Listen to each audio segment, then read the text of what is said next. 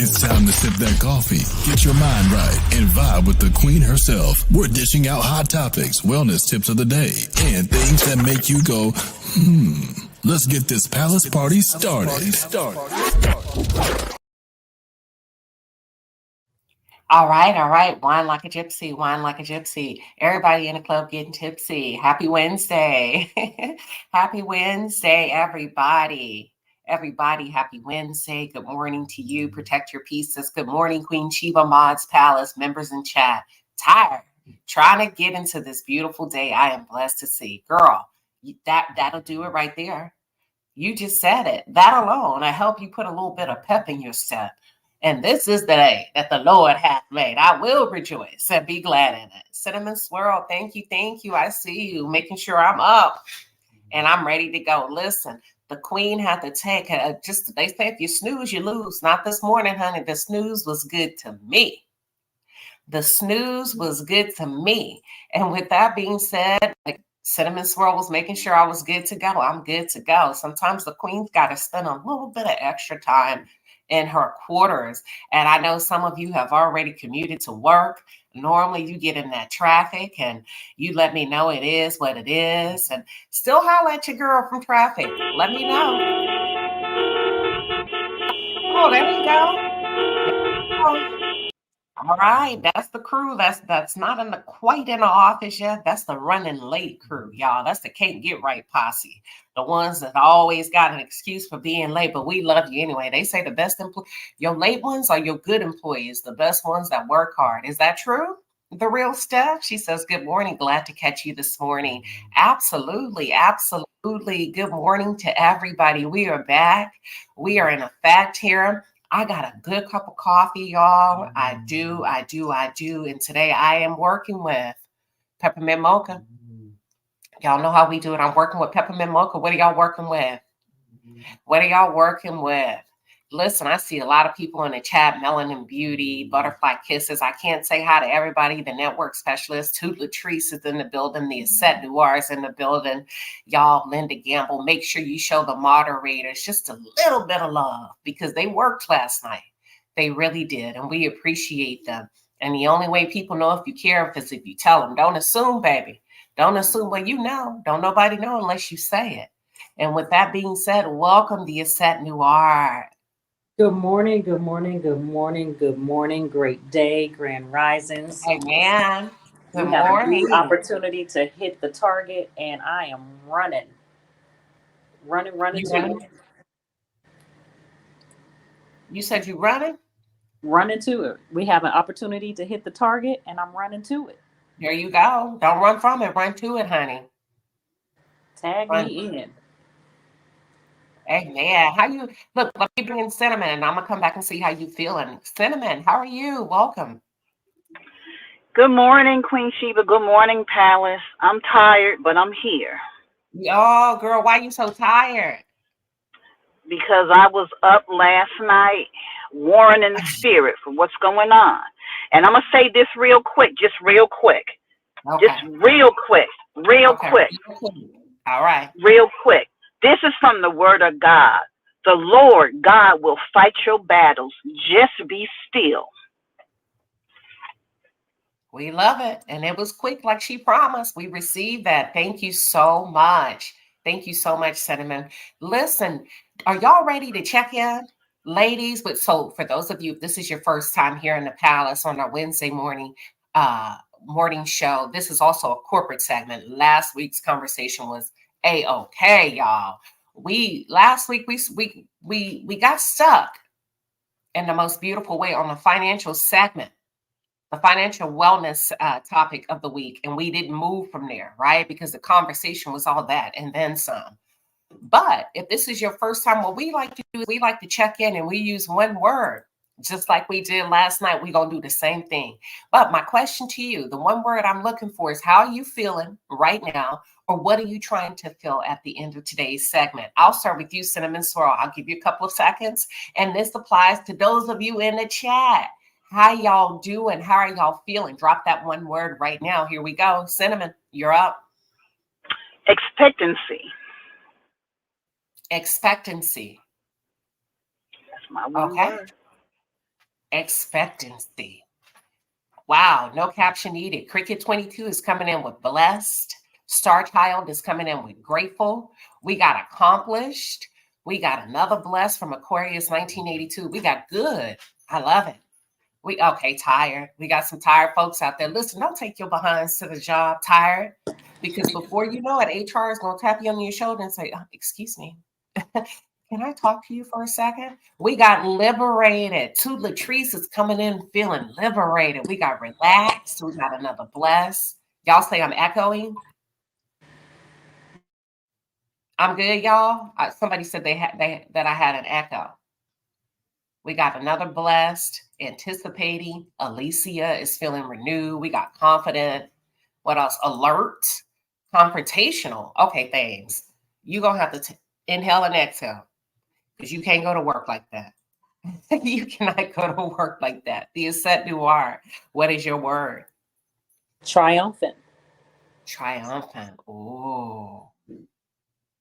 We got expectancy and triumphant. All right.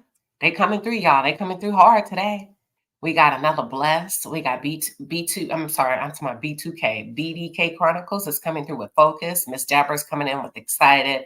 Robin T is feeling focused. We got blessed. We got a lot of blessed people in this chat this morning. Simone Wealthy's coming in with accomplished. We got lovely. That's a really good word, 1D. Aware, hopeful, peace. Yes, that surpasses all understanding. Miss Prince 60 is feeling refreshed, peaceful. You know what I'm feeling? I'm feeling capable. That's my word today.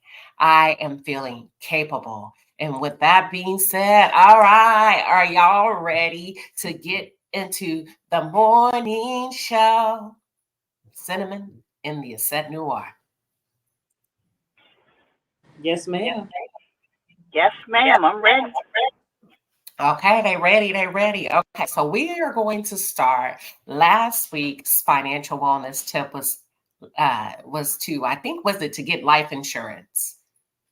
It was to get, what was it? Was it to get life insurance? I cannot remember. Yes, it was to get life insurance.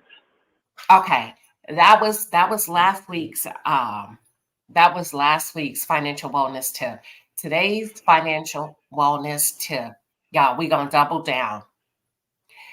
We're going to double down on the smallest bill that you have. I don't care if it's $20. I want you to double down and pay it ahead 2 months. Double down. That's the financial wellness tip of the day. When you think about that financial wellness tip, Cinnamon in the Asset Noir, what's your smallest bill, something that you pay on a reoccurring schedule that you can double down on this week? I would say my cell phone is my smallest bill. And it's due Friday, so I will definitely double pay it. Okay. Okay. The Asset, what comes to mind for you? Get out of my household. I promise you, you and my husband have been on the same wavelength. What Walt over there talking about? So we have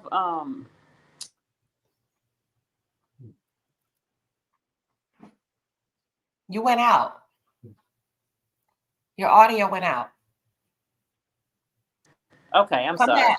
Okay, I'm there back. you go. I'm back. We have points with Wyndham that we just acquired just a few months ago, maybe about 6 months ago. Been making the payment, did the math. The interest on it was crazy. And so he and I just decided literally Monday to just go ahead and just pay it off so that we're not paying any of the interest, and we can take what we would pay in a month and apply it towards putting it into an account and buying another rental property. So Okay. that's our smallest bill. We're trying to get rid of that bill so we can create more wealth for us in our golden years. All right. He said, I picked up on that on their telepathy because they've been having the same conversation in their home. So are you going to double down? Because that's the financial wellness tip of the week. We're going to pay it off. So Ooh. Yesterday was the 16th. It's already auto drafted on the 16th. Come Monday, once they've received that payment, they're going to receive the remaining balance and it's done. So we're going to double, triple, and all the way down and just wipe it out. That's wonderful. Well, congratulations to you. Congratulations. Listen, they gonna wipe it out. They said, listen, double down. I'm double down. She said they finna pay it off, y'all. The longer you take, and I know it's convenient, they make it convenient for a reason, baby. It is a current, an undercurrent to take you under slowly, drift you away from from land to drift you away without you knowing. Double down on it. And I think what I'm gonna double down on is my doggy insurance card or whatever, my doggy care credit card. I'm going to double down on it this week. I'm doing the same. I'm taking my own advice, and that's where I'm standing. So thank you, ladies. Are we doubling down? Sheila said, hallelujah. Thank God I'm debt free. You better say it, girl. You better say it. Listen, anybody else doubling down? Anybody else in the chat doubling down? Yep, Janine Gatewood is going to double down. She's going to double down. I love it. I love it. I love it. Hey, listen, don't be sorry you're late today, Jenny B. Hell, I'm late today. I pushed it back an hour. So yes, Fame says she's going to double down on that property tax. And now let's shift into the wellness tip of the day. You got to move, ladies. I'm going to say it again. You got to move. You got to move. It gives you an edge. It creates leverage. It gives you an advantage in your life, in your work. I posted the other day about getting out there and physical activity. I don't even want to say exercise because I don't want to give y'all no excuses for not moving. But it gives you an advantage in your productivity levels. You'll start to see you work different, you think different, you navigate different, you problem solve a little bit different. There is something that's very mysterious about physical activity that will and can take you to another level. What are your thoughts about that, Cinnamon Swirl? Absolutely, it's a must. For the last, since I was 35, that's when I really started to get into making sure I was fit, and I will be 61 in less than 30 days. So that's how long it's been. And when I don't exercise at least those 5 days a week, I feel out of tune. My body starts to feel off. So it's mandatory. And the older you get, because of hormonal changes in our body, it's almost like a must. If you don't want to walk around here when you get up, you hear, have you ever been around a person when they get up, you hear their bones cracking? That's from lack of movement and lack of exercise. And it's mandatory, especially as we get older, that you move your body. When you hear people say, use or lose it, that is so true. And everything when it comes to our body. So you must use it or you will lose it. Thank you. I'm glad you said that. I think Lala says I'm back to my 15,000 steps a day. Let me tell y'all something. Y'all, I put it in my stories. 1%. The Atomic Habits, we read it behind the palace wall. 1%. And listen, don't count. Don't count the steps. Don't count the time. If you are not accustomed to moving consistently and regularly on a daily basis, weekly basis, don't even count. Just get out there and enjoy yourself. The only rule I ask you to consider is to quit while you're having fun. Quit while you're enjoying it. Do not push yourself to exhaustion. The goal is to begin to incorporate and make whatever it is a lifestyle. If you don't like it right now, don't do it. I want you to start with something you like. What are your thoughts, Dia? Agreed. If you don't move that body when you reach a certain age, and Cinnamon Swirl kind of confirmed that, you're going to be a break dancer. Literally, you're going to start pop blocking and moving and not stopping and hurting and straining, as my daughter says, shuffling across the floor with your feet. Move your body. So the tip that I gave a while ago when I said put your feet up against the wall, I just want to add one more element to that. Hug yourself. Give yourself a big old somatic hug with your legs up in the air. that creates those good endorphins for you, where you feel safe, secure, grounded, and it will push all of those toxins out as well. So hug yourself and put your feet up on the wall if you can't walk or move or do what you want to do. You know what? I'm going to elaborate on that. Ask somebody else to hug you. If you got somebody in the house, say, can I have a hug? You can ask somebody else to give you a hug in your home, or somebody that you have a really nice, trusting relationship with. Now, listen, we don't want y'all going to work tomorrow. Yeah, what's up? Let me get that hug. We don't need we don't need no HR cases. Only with people. We don't need nobody being walked out. Listen, people in your family, close friends say, I need a hug. If you don't want to hug yourself, okay, it's okay to ask for what you need and what you want. But listen, you gotta start walking. And you give me the black women lifestyle. Listen, what Queen Sheba told me to. No, I said people, you know, people, you know, don't carry your behind in that office asking them white folks for hugs. May I add to that? Good, but we can't. Oh, being said, listen. Listen, may I add to that? So my husband and I practice this. When you give someone a hug, do it heart to heart. Put make sure your right shoulder is under his left arm, or just whomever. It doesn't have to be him or whomever, just whomever. And it's so that your heart is aligned with their heart, and hug at least 6 seconds, because that releases all of the feelings of protection and guidance and connection and intimacy. So even if you hug your kids, even your dog, do it heart to heart. That's a good one. Your pets. If it's just you in the home and there's not another human being, your pets, you can hug your cat. That's all right. You can hug your dog. Ask your dog, did you sleep okay? I ask my dog that every morning. Good morning. Did you sleep okay? And they'll let you know. Listen, Lala says, I love a hug. I do too, Lala. I do too. I have to say that. But you know what? I'm a Scorpio. We love intimacy. We really do. So yeah.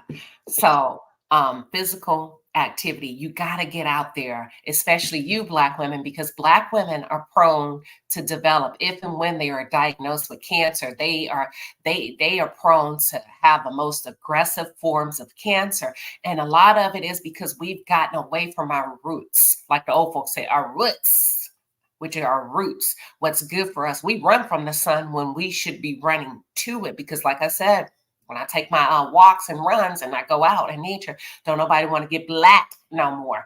Y'all quit it. Sun is good for you. It's also a natural preventive for cancer in African-American women. So it's a great way to get natural vitamin D. Get your ass out there in that sunlight. I don't care if it's just for 5 minutes, and it'll re-energize you.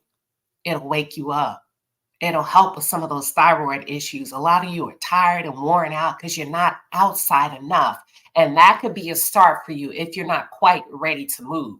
Child, let me go sit out in the sun. The sun is a cure for a lot of stuff, especially that C19 thing. Months and months ago, I felt like I was coming down with that thing. You know, it cannot live in the heat. Baby, the devil is a liar. I went outside and I got a lawn chair and I positioned it right in that house and I sat out for about 45 minutes. After 45 minutes, baby, you couldn't tell me nothing. I felt good. I was ready to take on the day and I was ready to go out to eat. And thank you for coming. I see you got to drop down the set. You want to tell everybody bye before you leave? Goodbye, everyone. Have a great day. Queen Sheba, I got you. Toot Latrice. Send Queen Sheba your Cash App. I got something for you. The same for you, Linda Gamble. I appreciate you all. Go be great because you were born great. Have a good day. We appreciate you. Thank you, Queen. And you have a great day at work today. Thank you. You do the same. Bye-bye. All Bye, right. All Cinnamon right. Swirl. Bye, Cinnamon. I didn't want to Bye leave you. bye. Have a good day. Have a good day. You too. Be blessed. Yeah. So vitamin D deficiency. And what I'm actually trying to do is send y'all a picture of the magnesium that I take. And like I said, vitamin D is a natural preventive to cancer for African Americans. Listen, but here's what they don't tell you. Take it in conjunction with magnesium. It doesn't work by itself. So you need magnesium as well. Y'all, we got 6 months to get it right. Imagine if you start moving today and you start supplementing in to your regimen the nutrients that you are not currently receiving from the sun and or your food that you take in. Child, at the end of the year, you're going to be feeling like a damn rock star. What you think, Cinnamon? Absolutely. Queen Sheba, my daughter is 38 years old, and she is having some severe thyroid issues. And it runs in my family. My mother had an issue. My grandmother had an issue. So it does run in my family. And I've been telling my daughter for the last 6 weeks, you must get out in the sun at least 15 to 20 minutes every day to reset your thyroid. And I'm waiting to hear the results of that because it is so necessary. Like you said, when it comes to us, we are people of the sun. Our roots come from the continent of Africa. We are sun people. And it's mandatory for us. Our skin does not burn like other people's. It's a necessity. And we have brought into the nonsense of stay out of the sun. It's cancerous. It's not cancerous for us. It's life. It's life for us. That is our lifeline. And it's mandatory. And when I walk today, it's cloudy and it doesn't feel the same. But for the last month and a half, it's been so hot. And I get out there and it might be 85 and sticky and the sun is shining bright. But when I tell you that sun, it's like my cells just wake up because of the sun. So acknowledge the sun, acknowledge God in all your ways, acknowledge the sun because God created the sun. We are the people of the sun. Get out there and let the sun regenerate every cell in your body. If you don't believe it, try it. Try it. Just give God's protection 1 week and see if it makes a difference in your life. I guarantee you it will. Oh, I love it. I guarantee you 1 week. That is God's medicine for us is the sun. The sunlight. Did you hear it? And listen. I challenge you on it. If you're having a bad day, you're feeling upset, you need to let's just do it like this. If you have extra time today, and let's just say you're like, you know how you be on the phone. See, I don't even know if some of y'all get on the phone anymore. That's crazy. I do. I'm personable. I love taking my phone calls and I'll be like, hold on, since we're going to talk, start talking and walking. And just take your phone and go outside and walk in your neighborhood, if it's safe, and watch how much of a difference you feel from start to finish. Lala, welcome, priority panelists. What are your thoughts on today's conversation? Good afternoon, Queen. I hope you're well. Hey. It's good to hear you, Queen. I agree. Is that Cinnamon as well? Yes. Hey, dear. Yes. Hi, Cinnamon.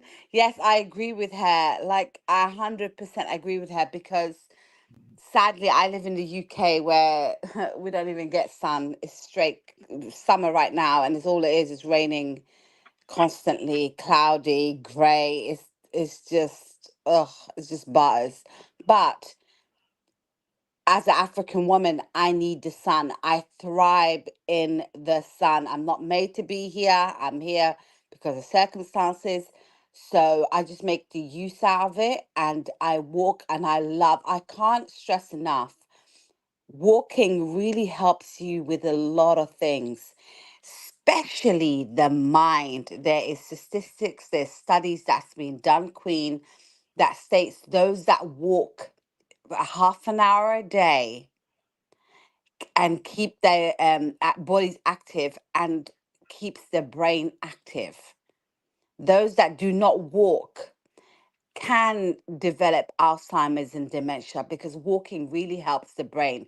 There's a functioning in the brain that connects to when your body is moving, especially moving with like movements of walking and things like that. So I walk a lot, and I'm gone back to walking a lot. I used to walk a lot before. I've gone back to it for myself, for my mental health, for my fitness. And I love to walk and get my thoughts together. Either I'm reading, listening to Quran, or I'm listening to a podcast, or I'm just thinking about my life and what I want to do. So I can't stress enough how important it is, no matter what activity you do, even if you can't bring yourself to do it, just do half an hour, 20 minutes of walking, and you will see the difference. If you start today and you continue to the end of Sunday, to the end of the week, you will literally feel the difference. So I totally agree. We can't afford to sit around anymore. We have to keep moving. I agree. You said it, Lala, and she contextualizes, says, yes, that's me and my friend and I walk together over the phone. Listen, it'll change your life. And also walking. Walking is great for philosophy. I don't know who just said it. They say walk. Oh, Valerie R. Walking helps to clear your mind. Start walking when you pissed off. Start walking when you can't figure something out. Start walking when you need to make a decision. Start walking when you got a project due. Start walking when you're trying to be creative and think things through about your business. Watch. Oh, watch. I played it on my Instagram yesterday when Khalid, the Honorable Khalid, said one or two things are going to happen when you walk. Either you're going to connect with yourself or you're going to connect with God. Only when you walk in silence and you remove, not if you're talking on the phone, right? And do whatever works for you. Do whatever works for you. But he said, if you're walking in silence, only one or two things are going to happen. Both of them are beneficial to you. Either you're going to connect with God or you're going to connect with yourself. And baby, I promise you, both of them are win-win situations. Do y'all get what I'm saying? And I'm gonna give y'all something else. The queen is a creature of habit. Y'all, the key to success, lean in closer. Let me tell you. I'm going to tell you the key to success. Millionaires, success, all of that good stuff, whatever you deem success to be in your life. I'm going to give it to you. Sit down. Y'all ready? Consistency. Mm-hmm. And something over and over and over again. Consistency is the key to success. They ain't smarter than you. They not sharper than you. They're not more privileged than you. They not white. And none of that. Consistency. Eventually, everything has to fall in order. Consistency wins the race when it comes to anything. Eat off target every day and watch how you consistently gain weight. You get what I'm saying? Consistency is key, whether it's a positive or a negative. I just wanted to share that with you. 1% a day. And at the end of the year, when you look back, you're going to be patting yourself on the back because you're going to say, damn, I did a good job. Damn, I look good. Damn, I dropped 25 pounds and I kept it off. It wasn't fast. It wasn't overnight. It was just consistency is key. And before you know it, you're headed towards a completely different lifestyle. It's just something that you do. Cola said, Cola says, I was typing that consistency. But listen, the reason why I'm dropping this shoe here, I am a creature of habit. Let me tell you, this Adidas Ultra Boost 21, the 21 version. There's a different versions of them. Y'all, this shoe is the bomb. I already had a pair of these shoes. I just ordered another one. I am consistent. If I find something that works for me, I'm going to do it again and again and again. If you need a good shoe, this is a good shoe. I'm going to drop the link in the chat. Now, it's about $115, okay? If you can afford it, but if not, get what works for you. And I got the yellow one because I like bright colors. I'm about to drop it in the chat. If you're looking for a good walking/running shoe, this one's for you. This one's for you. What are your thoughts, panel, on everything I just shared? I would like to go. Absolutely agree with everything you said, Queen Sheba. Consistency is the key to every successful thing that you do in life, from raising your children to paying your bills to your education, taking care of yourself. taking care of your family, taking care of your finances. Everything you do in life is tied to consistency. Every successful thing, if you are consistent, you will be successful. Yes. And listen, let me tell you about consistency. It'll have you doing shit you don't want to do. You don't even think about Absolutely. it. You be like, oh, people be, I see people that go, oh my God, you exercise a lot. Baby, it ain't got nothing to do with liking it. No, ma'am. I'll do it because I know what's on the other side of it. You'll Yep. find yourself eating oatmeal. You know what I mean? If you have to over and over again, you find excuses to win, not to quit and not to fail. Consistency is key. And Miss Price 60 says you have to be disciplined to be consistent. You got to have a strong mind.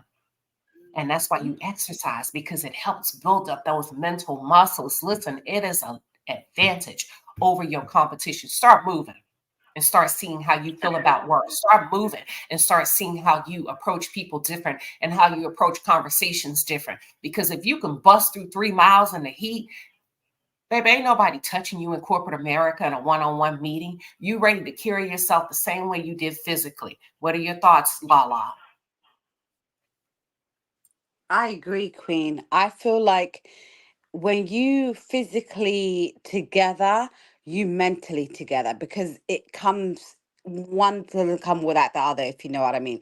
But physically, it gets you your mental correct, and your endorphins, that happiness that goes straight to your brain, that it releases something in you that is either releases your creative juices, or it gets you happy, gets you in the mood. So it's about taking care of yourself and what really matters. You understand? So I totally 100% agree with what you're saying, Queen. And these sneakers look good. They look real good. I've got these other ones, not from Adidas, from another brand, but they're good also. But this looks really good, Queen. And they cute, y'all, as an airport fit. Like if you get a cute, I'm gonna put my Nike tights. I have to wear things like mentally, my mind has to, I can't wear something that's too high. I get the best of the tights. And I've gone between Lululemon and I go between Nike. Lululemon is good for me in the winter because they have the fibers are a little bit thicker. But Nike, shoot, Nike having you feeling good. I don't care what size you are. Start buying better workout clothes. Get one pair of good tights and wear them over and over. Of course, wash them, get you one pair of good tennis shoes. Cute. Don't go out there dressed like a bomb, because a part of it is when you look better, you feel better.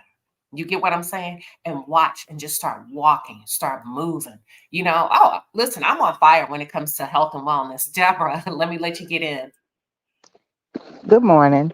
I came up here with everything you said is true, everybody. I came up with a warning about vitamin D deficiency.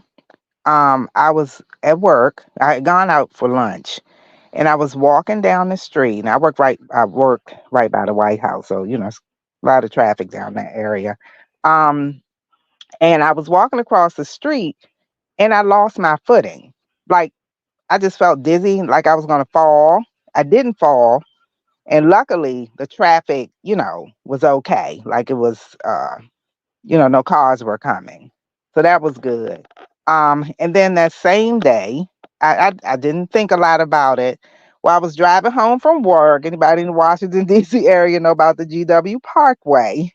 Lots of Hmm. traffic there. um I was driving and getting ready to go off on take my exit, and all of a sudden I got really dizzy. I think I blacked out momentarily, and ended up hitting this guy in the back, but it was a soft hit. So, nobody was hurt, thank God. So I said, okay, I'm going to go to I called Kaiser and they had me come in. My vitamin count was it was either 6 or 7, And it's supposed to under be, 10. do you know do I, you I remember think it was supposed to be between 20 and whatever it was. Mhm. I can't remember what the count is, but if it's below 10, it's dangerously low. Yeah. So so they put me on one of those pills I had to take once a week for 12 weeks. It was a 50 IU, whatever, I can't remember, but 50,000, Use which is 50,000 extremely. IU. Yeah, 50,000 yeah. IUs. Mhm. And I had to take that pill for 12 weeks. And my doctor recommended that I get in the sun as much as I can because I hate being hot. Hate it. Guess what I did? I started going on my deck. Well, I started doing my walks. I had to walk slower outside. And then what I would do is I would go out on my deck with a tank top on, and some shorts and just sit out there for at least 15 minutes. I did it every day. So everything, increased. And then they had me just take a daily supplement, which I still take. So I just want to warn you guys that you can pass out if your vitamin D is super low. So yeah, just please get out in the sun as much as possible. Cause like I said, I had 2 incidents in one day in Mm, traffic, so to speak. So it's very scary. So please take care of yourself. Get out in the sun, 10, 15 minutes a day, whatever you can do, but get out there.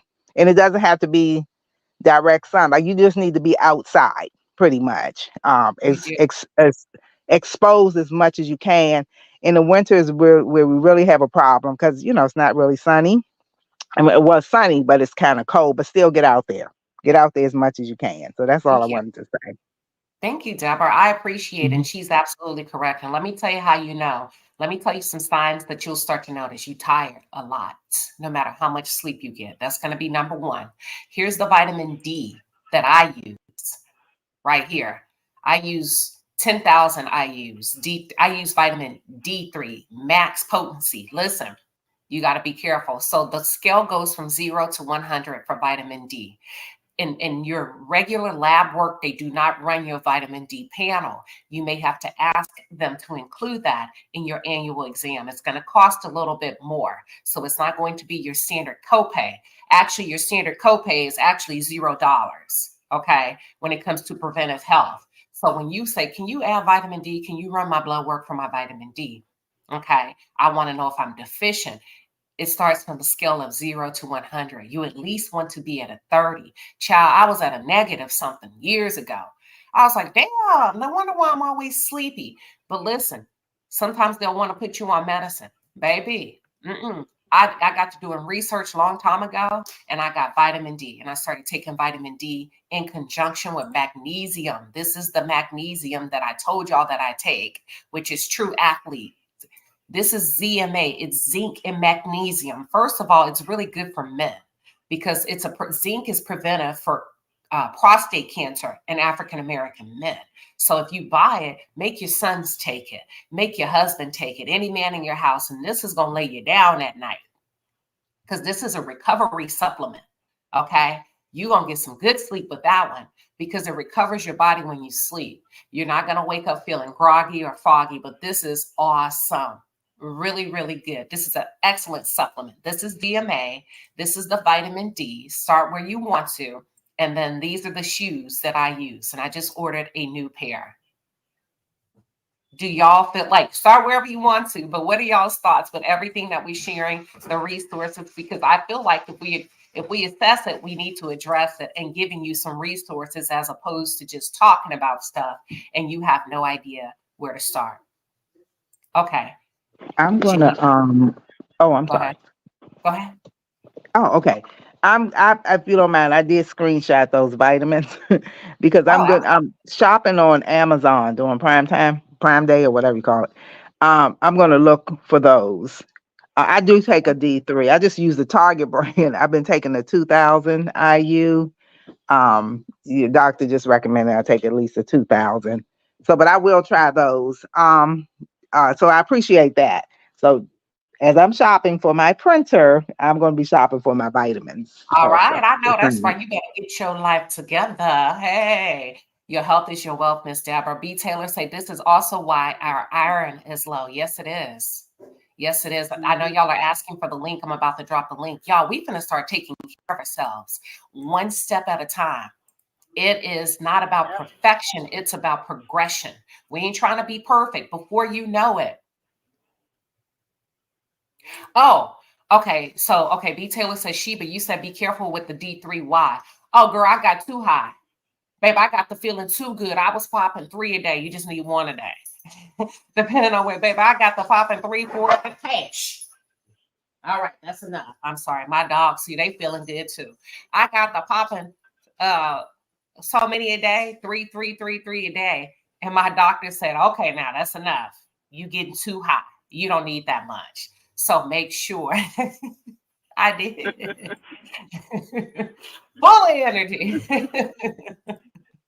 All right. So somebody else is about to say something. I was going to say something. Okay, so I am determined that I am going to live my best life the older I get. And that requires some work. We have to connect to living things each and every day. We have to get away. The sun is a living thing. That's why it produces energy and it makes you feel so much better. Water is a living thing.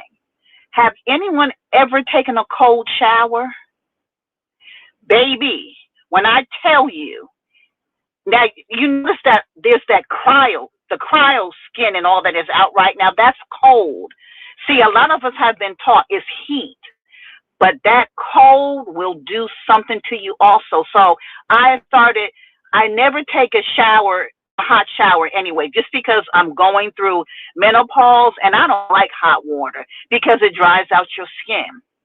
So I've always been a warm water showerer. So what I do now is that when I take a shower, the water is barely warm, especially in the summertime. And then after I bathe and get everything off of me, I do 5 minutes in the coldest I can get it. And I heard in my spirit, lift up your arms. Any place you have a lymph node, which is all through your body, any place that you can reach and let that cool water hit it. And so that's what I do. And because water is living, just like the sun, when I say I feel a connection in water also. So we got to start to get back into the water also. That is another part of our DNA. The sun, the water, we are the people of the earth, sun and water. Also connect to raw foods. All this processed and cooked food is not good for us. We don't want to get too prescriptive. Okay. I'm saying for me, I'm into starting to really get into raw foods, eating as much green vegetables, fruit, raw. Let me say whole foods in conjunction with raw, because I don't know some of y'all's diets or y'all's health conditions, but whole foods are sufficient. Go ahead. Right. That's why. Okay, so I eat based on my blood type. So I'm supposed to be a true vegetarian.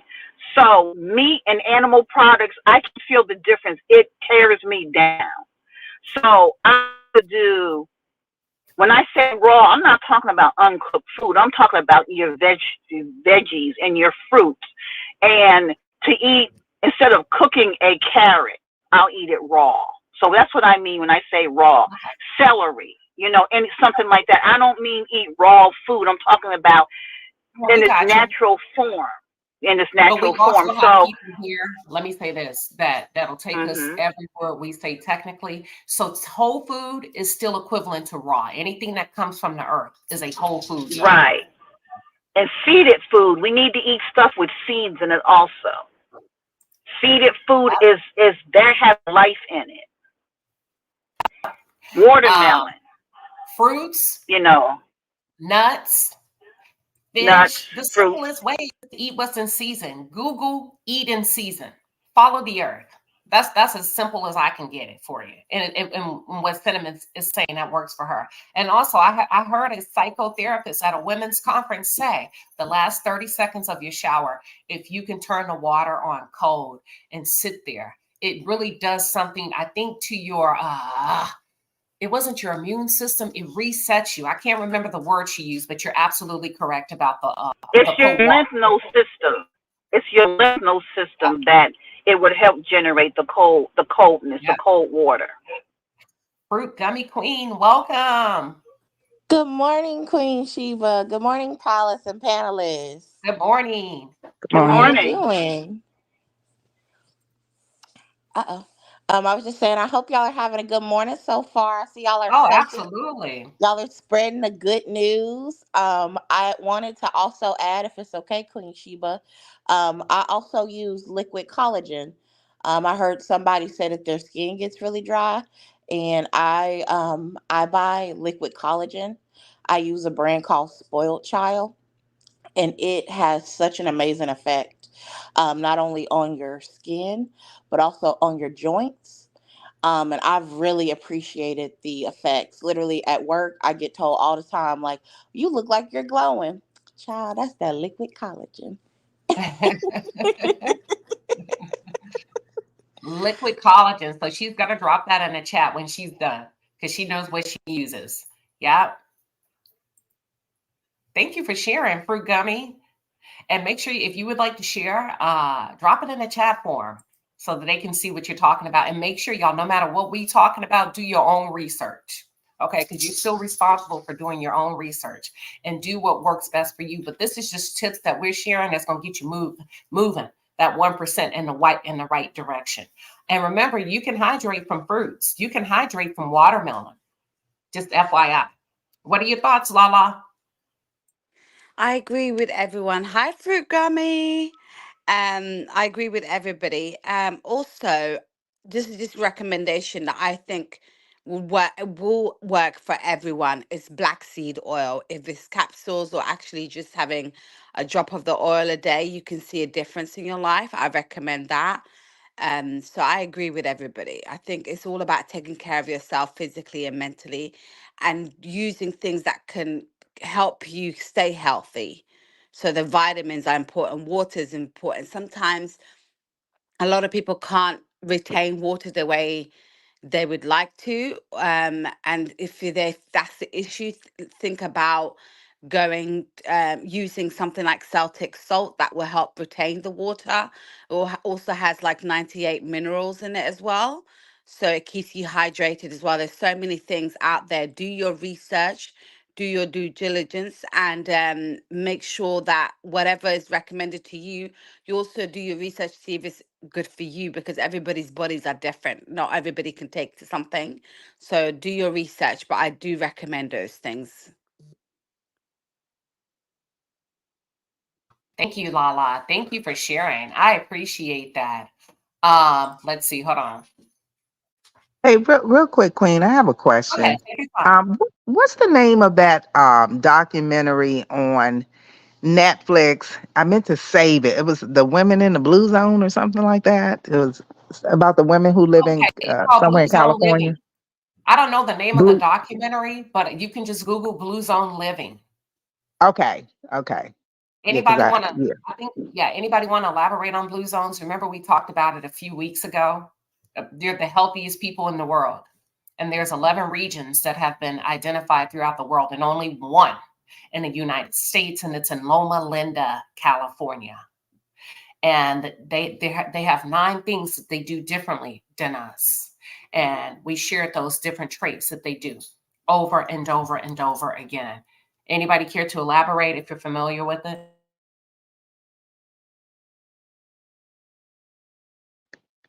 I'm gonna Google it and I'm gonna watch that. Um, yeah, because if they're living longer and living more healthy, then I definitely want to know what they're doing. I did see a couple episodes, and it's eating and also movement. Movement is just as important as eating when it comes to those regions. So they eat foods that nourish their bodies, and then they also have a lot of body movements, which is also key. I think I found it. Is it called Live to 100 Secrets of the Blue Zones? Yep, I think yep, that's that's it. the name of it Okay. right here. Okay. Mhm. I'm going to And save they're it. called Okay. centennials. Centennials. The average lifespan, average is 100 years of age. One thing they do is they have an 80-20 ratio. That's they eat 80-20. 80% of what's on their plate are legumes, carbs, and only 20% of meat. 80-20 ratio. Another one is that they move naturally. They naturally move throughout the day, whether it's walking here, walking there, riding a bike, whatever, right? We're not talking about at work. Naturally, they move. In the US, they're pushing us to average 10,000 steps per day. Guess what they average in Blue Zone? Their average Their average is 24,000. So they outmove us by 14,000 steps a day. Okay. They found their tribe. They are connected to people that have commonalities like them. That's so important when you think about your lifespan, connectivity. Okay. So they've been able to find their tribe. They also wind down. Work is work, life is life. We have been conditioned to sacrifice. We take honor and pride in bringing our work home. They don't do that. They don't do that. Okay. They found their purpose in life. And on average, they have 2 glasses of wine per night. Now, hold up. Hold up. Hey, man, listen. But they drink. They don't drink the U.S. wine. They drink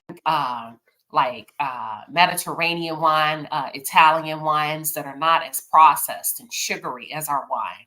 And there's a few other commonalities that they have across all these regions. I'm sorry, that just it produces optimal wellness for them naturally. Naturally, that's all I have to say. Oh, they don't drink. When they drink, they're normally drinking when they're consuming food or with family. They don't drink by themselves just to be drinking. That's what I'm trying to say. Anybody else would like to add on? I have added it to my playlist. Thank you so much. I'm glad this conversation came up today because it reminded me that I wanted to watch that. So I'm looking to be inspired. So yeah, that's good. All right. Well, thank you. I'm gonna go ahead and drop down. Guys, everybody have a wonderful day. I'll be down in the bushes listening. Thank you, Deborah. And I'm Mhm. about to y'all, I'm about to, in a little bit, we're about to shift really quick. Give me 1 second. And we're going to spend about, I'm going to say 10 to 15 minutes on star players in corporate America. Star players, y'all, why they are winning in corporate America. Are you a star player? How do you know if you're a star player? Are you an A, B, or C player? Do you know? You're about to find out as soon as I download. As soon as I download this video. Fruit Gummy, are you a star player? If you had to rank yourself, would you say you're an A player, A talent, B talent, or C talent? Baby, I'm an A talent, okay? I'm an A talent. You know how I know I'm an A talent, Queen Sheba? How? Because I teach my boss's boss. And every project that I've put forward, it has a great ROI and it's always getting kudos by other team members. And I get promoted within typically a year to 6 months when I'm at a company. So I'm a A-star player. Oh, you better pop it. Cinnamon. Y'all gonna be shocked. I'm gonna play the video. Cinnamon, are you A talent? Are you B talent? Or are you C talent, according to you? No, I'm a talent. I always get promoted. I always have original ideals, efficiencies, and so yeah, I'm a star player. I I don't always know. stand out. The way you said it, I don't know now. I'm tired because I didn't sleep well, but I excel. I excel. I excel. Excel in corporate America. Dominated when people that don't look like us, male dominated, and lending is male dominated. And I've always excelled. Since the first year I got on the floor, one employee of the year. Excel. A plus. My All mama right. taught me that. We gonna figure it out. Savannah 912 said one book I give my new team members is called Who Moved My Cheese. Y'all screenshot that. She said that's a book that she often shares in corporate America. La la, la la la.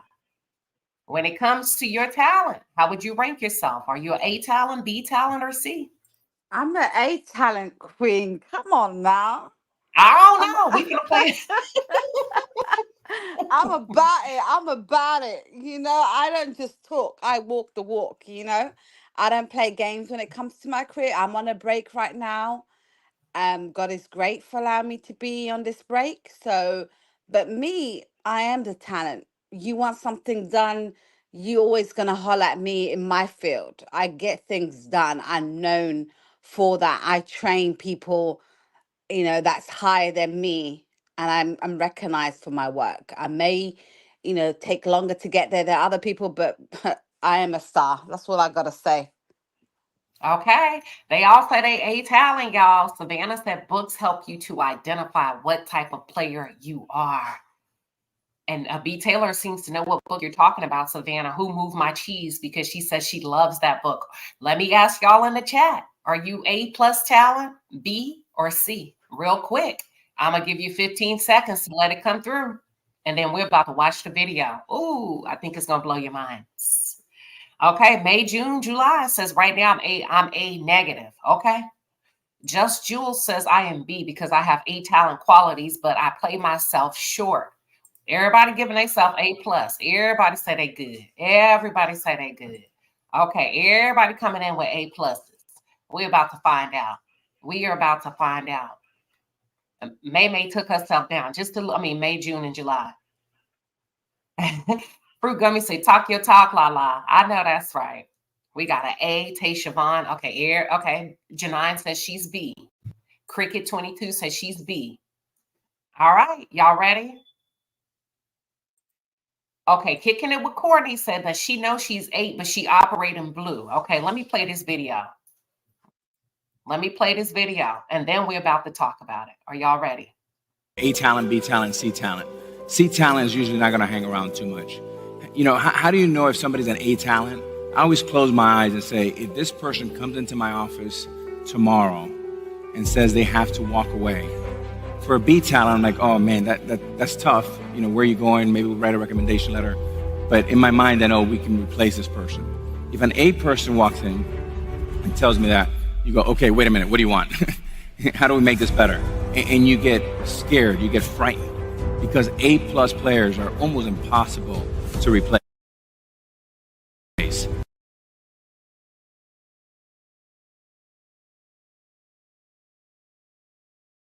He says C, don't even hang around long enough. 9 times out of 10, they can't stand the heat in the kitchen, the requirements, the workload. It's just too hot at her. So A talent, B talent, C talent. One more time. C talent is usually not going to hang around too much. How do you know if somebody's an A talent? I always close my eyes and say, if this person comes into my office tomorrow and says they have to walk away, for a B talent, I'm like, oh man, that's tough. Where are you going? Maybe we'll write a recommendation letter. But in my mind, I know we can replace this person. If an A person walks in and tells me that, you go, okay, wait a minute, what do you want? How do we make this better? And you get scared, you get frightened, because A+ players are almost impossible to replace.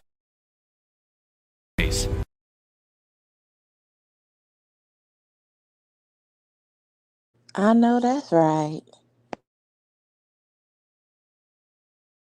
The review hour coming in hot. She says, when former employees contact you for your knowledge after you've left the premises, that's A+ material. I beg to differ. Because if they let you leave, he says you're B. A, they never let you leave. They said, what do you want? By way of pay, by way of money. So the review hour, I'm going to have to beg to differ. Side-Eye Sage 7 says, wait, I'm A talent because I almost left and my COO made sure I stayed. That's A talent right there. B Taylor says, yeah. Y'all, if they have let you walk out that door, I'm sorry. I'm not talking about you going in asking for a raise. I'm talking about you saying that you're leaving. And they say, you ain't going nowhere. What we got to do? You need Fridays off? What you need? What you need? Does that give you a whole other perception of your ranking? Fruit Gummy Queen. No, because I've been in positions where I've left companies, and exactly what he said and exactly what you said is what they did. Number one, they were shocked and didn't understand, well, what's going on. That wasn't on our radar. Then number two, that's when they start those conversations of, well, what can we do? Where can we move you where you feel happy? What amount of money can we give you? And at the time that I was ready to go, I left. Okay. Great breakdown. Dee Star says, this is eye-opening. Thames 308 says, see is me. I build corporations, but they don't pay you to stay. So you've got to, you know how you do that? You got to figure out how to add value to yourself. I've been both A and B in the same corporation. I've been both A and B at the same time. And that two things could be true. One was like, no, wait a minute. And it felt like block. It felt like a block. And I'm going to HR and I'm going to do this and I'm going to do that. Whereas the other one, okay, God bless you on your journey. So you could listen, Cinnamon Swirl. Now that you've heard him say that, do you think back and say, damn, has that changed your ranking? It has not. I can tell you of 3 jobs I've left in the last 15 years, and every single one I was they dangled at least $60,000 in my face, at least $60,000 on every single one of them. So no, my ranking has not changed. A plus. All right. Lala, has your ranking changed when you think about full transparency after seeing the video? No, because you remember a couple of months back when I first told you I'm going to leave my job, they offered me everything to stay. But sometimes you have to pick yourself, your mental stability, your health, everything above a job. So no, I'm still at A plus. I understand his sentiments and I agree with that whole video, but it all depends on the person. And for me, I'm still at A plus because I was asked to stay. I chose to leave on my own accord. And I know Thank my you. worth. So yeah. Oh, thank you for sharing, Lala. Listen, y'all, I got a funny one that just came through. Hold on. It's from Courtney. Hold on, I gotta put it up here. Courtney, you are hilarious. Courtney says, yep, I'm a A. I'm a B. Yep, I'm a B. My boss told me he would give me a recommendation when I was considering leaving, but that's because I don't like my job for real. At least she's honest, but that made me laugh. Listen, okay, so has it changed some of your rankings in the chat? Just Jobs, Just Jules says still the same. I've had them offer incentives to get me to stay, but it was so toxic. I left. And once new management came in, I got called to come back. Let me ask you something. I think Savannah 912. Savannah, are you still in the chat? I want to ask you something. If you're still here.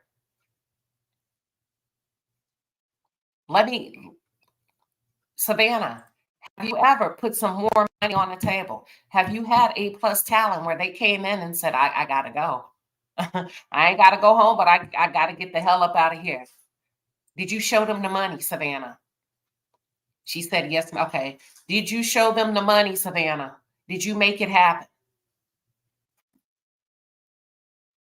Has any of you been in a position to show somebody else the money to keep them as an intricate part of your organization? On the panel. Yes, and working in HR. Whenever, like you say, there's a star A player that is put in their 2 weeks notice, or we've gotten wind that they're potentially wanting to leave, revisiting back to the table, and analyzing, what's their pay scale, what is their salary, proposing to their manager, hey, we recommend, giving this increase, but also preparing the manager that this may not keep them. Because I'm going to tell you this, at the point in which an employee is saying that I want to leave, it's not too high of a rate that they're going to take the incentive. That's true, but that may be true. But as an organization, have you been willing to do everything you can to keep them? Yes. Okay, that's real. Savannah said, yes, she has. She has put money on the table and also telework. Now, telework might get some things shaking around here. You mean I ain't got to come look at these goofballs every day? And you finna, yeah, I might just sit still in my own home. Lala, what are your thoughts? I agree. I understand in that aspect. Also, the fact that sometimes some people do not want to stay. So no matter what incentive you offer, the pay or anything like that, because it happened to me. I know somebody that I really liked and I liked working with them and I really wanted them to stay in my team. But they were just at a point where they would no money, nothing, no incentive can change their mind. So it just depends on the person, in my opinion. But were you willing to do everything in your power to Yeah, get yeah, them to I stay? was, because I Gotcha. knew the type of person they were, and I knew the work. It's like if your quality of work is good, especially if you're working with me, then I'm gonna do what it takes to keep you on my team. But they was not ready to stay and to move on to the level that Gotcha. I wanted them to be, and I understood that. So yeah, you have to keep the talent, you have to offer it.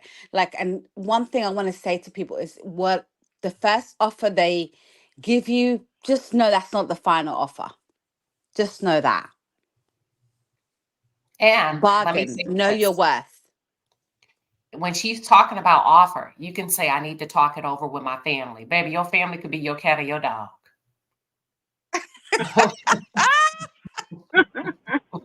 Am I lying, Joy? Never jump on it. Never jump on the offer at the first time. Keep them on their toes a little bit. Yes. Listen, y'all better start knowing how to walk that walk and talk that corporate talk. Savannah 912 says, with A plus talent, I have moved them within the organization, linking them with a stronger mentor, helping them to carve a new path for promotion. Listen, thank you. I'm glad you said that. You should never be afraid you should never hesitate to promote a good star A plus talent because you're scared of losing them. Because you know what? That, to me, it should be I can't think of the word in English, but cinnamon. Let me go to cinnamon, and then I'm gonna come back to what Savannah said. Cinnamon, what are your thoughts about? Have you ever been in a position to save an A plus talent? And if so, were you willing to do everything you needed to do to keep them? Yes, and I did everything I could. There were some things that, I couldn't control, but I did everything that I could to keep them. I love it. Love seeing her. Dee Dee Star said, this may be a silly question, but what are the characteristics of an A plus player? I'm glad you asked. You know I got it ready. Y'all should know we come prepared in the palace. Watch this. Hold on. You ready, Dee Dee? That's a great, great question. And I'm about to share it with you. Give me 1 second to share my screen. And I want y'all to elaborate on what you think when it comes to, they're going to say junior and senior, but just know when we're saying senior, we are talking about the star players, okay? Here we go. And as soon as y'all let me know if y'all can see this, I think we can. All right, let me take off the comment. That's a good question. I agree. Aquarius, 1982. Y'all, she said that's a good question. You know what gets things moving and shaking? Not the answers, but the good questions that you pose in a corporation. Give me 1 second. Awesome question, Dee Dee Star.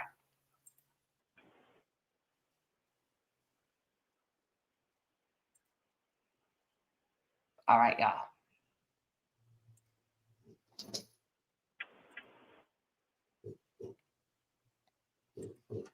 Three differences between senior employees and junior employees. Junior employees bring problems to their managers and ask what they should do. Senior employees bring solutions and then get buy-in to go and implement their solution.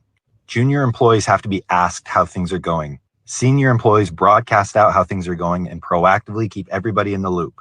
Junior employees agree in person and then complain behind closed doors. Senior employees give candid, face-to-face feedback in context when it's needed. You don't have to wait 5 or 10 years to start acting like a senior employee, and many people with 20 years of experience act like junior employees. But the sooner you start working with that higher level of maturity, the more respected and appreciated you'll be at work. Three differences between... All right. All right. And what are your thoughts, panel? Absolutely. I love how he broke that down.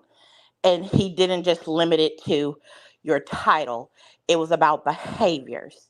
One of the most key things that you can take from what he said is about being solution oriented, because 9 out of 10 times, everyone may know the problem, But if you come in the room and can offer a solution, that is going to set you apart from the rest of the people in the room. Oh, thank you. Anybody else want to jump in on it? I see Miss Um, Price 60 is saying, truth to the bone. Go ahead. mindset is everything. If your mindset is, it's not my responsibility, it's not my job, you are a junior level employee, because in all actuality, it's everyone's problem. It's about teamwork. So if that's your mentality, you're not going to go anywhere. So I agree with everything he said. It's everybody's responsibility because it's about teamwork. Oh, let me play it again. I got to roll out one more time. Give me 1 second. And junior employees. Junior employees bring problems to their managers and ask what they should do. Senior employees bring solutions and then get buy-in to go and implement their solution. Junior employees bring problems. Hey, this is happening. Da da da da da. Such and such. How should I handle this? Senior employees said, I've been having issues with this. Da da da da da. The project is being delayed, but here's what I've implemented. Here's some steps that I've taken. I'll be able to follow up with you whenever. Junior employees have to be asked how things are going. Senior employees broadcast out how things are going and Oh, junior employees. I got to ask you for a follow-up. Hey, where are you? As opposed to you being proactive to say, hey, I know the last time we talked, I told you I would have that delivered by Friday, end of day. I've run into a delay. You know what I'm saying? That's what a senior, well, let me go back. A junior employee, your boss is having to contact you for answers. Your team is having to reach out to you for follow-up, where a senior employee anticipates the need of follow-up, and they're already letting you know what's going to happen, when that's going to be closed, when they can expect it by. and proactively keep everybody in the loop. Junior employees agree in person and then complain behind closed doors. Junior employees go along to get along, play the game, and then get pissed off and talk about it behind closed doors. Senior employees give candid, face-to-face feedback in context when it's needed. Senior employees give real feedback when it's needed, when it's productive, when it's valuable. You don't have to wait 5 or 10 years to start acting like a senior employee. Behave like where you're headed. If you're headed in the direction of wanting to be a senior director, act like it today. And many people with 20 years of experience act like junior employees. And expect to be paid like senior employees. Y'all, quit playing with me. You have a lot of people that think that they deserve a lot in these corporations based on the amount of time that they've been there versus the amount of value that they bring. Dee Dee Star, welcome, welcome, welcome. What are your thoughts, Queen? See, this is why, first of all, good morning, Queen. Good Good morning, morning. Palace. Good morning. This is why I have to wake up and listen to this because you literally just set me down and told me what I need to do with my job. Um, I am a junior employee. This just happened to me this week and I got pissed off because she asked me about my workload. And she said, you need to let me know. And I took it wrong. And now I'm like, that was my opportunity, but I don't like my job. So I'm always frustrated. And I think my supervisor, just from this conversation now, it was eye opening. Like maybe my supervisor is really trying to help me to, progress. And I'm stopping my progression because I'm trying to get it out right because it's just mind blowing to me. I actually took off today because I said I needed a mental health day, and this is what I needed this morning. So I hope everybody understand what I'm trying to say, but this is mind blowing. Thank you. That's all I got to say. You are so welcome. Yes, yes, yes. A lot of times we don't like to be quote unquote micromanaged. And the best way to not be micromanaged is to anticipate the need. Have you ever been a waitress or a waiter? That's just a hypothetical question. Instead of waiting for somebody to ask you for a refill on their drink, anticipate they're going to ask and beat them to the punch. Outperform the micromanager. You know what? I already know she likes to email and do this. Here's your answer before you can ask. Now you're performing like an A+ talent, especially if you don't like being handled like that. That's the difference between B talent, C talent versus A+ talent. I'm going to anticipate you're going to need a follow-up. That's one thing I'm going to take off your plate. Me. I don't want you worried about me. I don't want you pinging me. I'm going to give you everything I think you need. Please feel free to follow up if there's any additional ask. Boom. What y'all think, panel? Mm-hmm. That's also that managing up technique we talked about a few panels ago about owning your own career and leading essentially the meetings that you have with your manager to drive the results you want. Like you said, don't wait for them to ask for your deliverable or give you the timeline.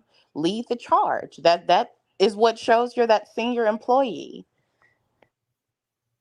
Toot Latrice says, so how can she bring the subject back up to her supervisor? You don't.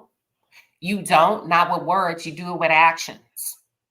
So you update her on Friday, end of day, of what you've completed, what you got going on. Hey, thanks. Hey, thanks for that conversation on Friday. Here's some things I was able to take away. And with that being said, here's some follow-ups. Here's some things I've achieved. Here's some things I'm prioritizing for the beginning of next week. Thank you so much. I appreciate your feedback. It's valuable. Blah, blah, blah. What you think about that, Cinnamon and Lala? Oh, I was just sending you a message. I need to drop off. Okay. So I'm sorry. I I really didn't hear what you with the last part No, of what you're you good. said. You can just hop off. You're good. You can But go. I do. Go Okay. ahead. Have a good day, everyone. Thank you. All right. Savannah Queen, 912 said, go ahead, Dee Dee. Go ahead, Dee Dee. I'm sorry, I was just about to say something because tomorrow I have a one-on-one meeting with my supervisor, and it's my annual review. So I really need some tips on how to handle that because seriously, this was like a light shining for me to really understand the position I'm in right now with my job. Okay. So if I can get some tips, for today and really take that in so I can be prepared for tomorrow because I I didn't think like that. about it like that. I really didn't. I like the word you use. Be prepared. I'm gonna read Savannah's thing, and then I'm gonna give you 3 tips. Easy. I'm not gonna overwhelm you, and then I'm gonna let the panel give you 3 tips, right? Things that you can prepare for tomorrow, so that it lessens your anxiety, and you walk in feeling prepared on your side. Savannah says, I just had this conversation in a meeting in HR. Oh, an hour ago, Queen. Give them what they want before they even know they want it. It keeps them out your face. Savannah, girl, yes. Y'all, it's no different than act like you're a waiter and you are serving the people in your corporation. What do you think he or she would want and or need from you based on their behavior, based on their cadence of communication with you, how they show up in meetings? A lot of times you are just mirroring or accommodating the person because everybody's different. Okay. And that's how you prepare yourself for success. Never take it personal. Give yourself the mind thought, he or she, you know what? They just doing their job. Now, if it were me, I probably would do it differently. But at the end of the day, they just probably doing their job.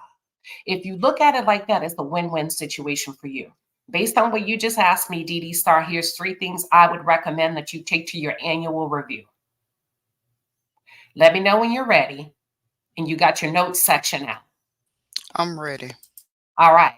I would recommend that you have 3 categories of goals tomorrow, and you put 2 to 3 bullets under each, that you have professional goals. 2 professional goals. That's directly related to your role professionally. Go back and look up your job description. How have you hit those goals? How have you achieved those goals? And what's some things that you're looking forward to be like achieving? Maybe you didn't get them 100%, right? But here's some things that you're aiming for. You have 2 to 3 personal goals.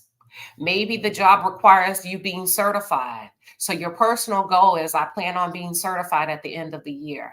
You know, I know we don't have the money or the budget to support that, but me and my family are looking at ways that I can become certified. Maybe it's being on time. Maybe it's collaborating a little bit better with A coworker, B coworker. I don't know. Some things that you've done well, and then an opportunity for both. You want to list some wins, and you want to list two, maybe one opportunity, because you don't want to walk in there like you've done everything correct. Beat her to the punch of giving your own feedback of some areas that you can work on. So highlight two wins under professional, personal, and then one area of opportunity that you've noticed. The third one is an enterprise goal on the behalf of the corporation, because you always want them to feel that you're working on the behalf of the corporation and not just yourself, because it comes across as selfish. Let me pause. Any questions before the panel offers their expertise? No, Queen, I'm taking the notes myself. Damn. this is I feel motivated. I am about to call her in a minute and say I'm ready. No, I'm just playing. But that's how I feel right now. I needed this because, just being honest, I know it's a corporate game. I've always known it was a corporate game, but I think I didn't really use my potential for me. I was just kind of doing the job. I'm just kind of working every day to make the paycheck. But then I'm frustrated because I'm not feeling appreciated. I'm doing the work, and I'm gonna say another thing that happens to me. This is every job I've ever had. I feel dumped on. Like, I always get the most work. And I complete it, but then I feel like I'm not getting the advancements with all the work that I do. And now I'm seeing that it's more about me than it is them. They're giving me the work to make me show my abilities, but I'm not showing my abilities. I'm just kind of tucking my head and doing the work, if that makes sense. Yeah, you hiding yourself. Yeah, CNAT says reread your job description. Wins, two you have achieved, two professional, two personal things that you've achieved. And then the third one should be an opportunity. That's called what you're not good at. Let me just break it down. An opportunity means, shit, I ain't that good in that. But instead of saying, this is where I need to improve, here's an opportunity that I've identified. Let me say it again. Here's an opportunity that I've been able to identify, but let me pause and get your thoughts on that. Before you know it, you done ran that entire meeting because you've called yourself out. Okay. Two wins, one opportunity under each one. Enterprise, they got to know that you're working on the behalf of the corporation. Don't ever just walk in a meeting when it's all about you. Connect the professional and the personal into the enterprise. How would that benefit the organization? How does it tie into their mission, their goals, your business unit goals? What are you aiming for? What does your team need to achieve to make your boss successful at the end of the year? Fruit Gummy, come on in. Hello, hello. All of this is wonderful advice, and I plus one to all of it. I would even add a little extra to the opportunity question. Never just leave it framed as, oh, this is something I'm not good at.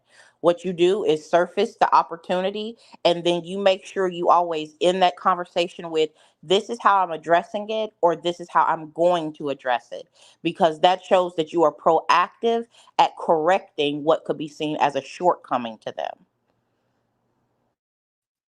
You got it, Dee. I'm typing like crazy. Yes. Or here's where I need your help. Here's where I need your help. If it's something that you need help with, here's an area I've identified, and either you're addressing it, or here's where I need your help. Here's where I need to defer to your leadership. Here's where you come in. Here's where I'm saying it over and over again so y'all can become accustomed to it. Here's where you come in. How do I get there? What would you recommend? Don't ask yes, no questions. Here's where I need your help. Here's where you come in. Or here's what I'm doing, like Fruit Gummy Queen said. Y'all, this has been a hell of a conversation. Thank you. Sharon Parker said this is great content, much needed. Absolutely, I agree, especially with corporate America. Like Lala said, she had to take a step back, and that's okay sometimes. And I have a question. Do you do this annually or do you do it like by quarter, Dee Dee? It's annual, but Okay.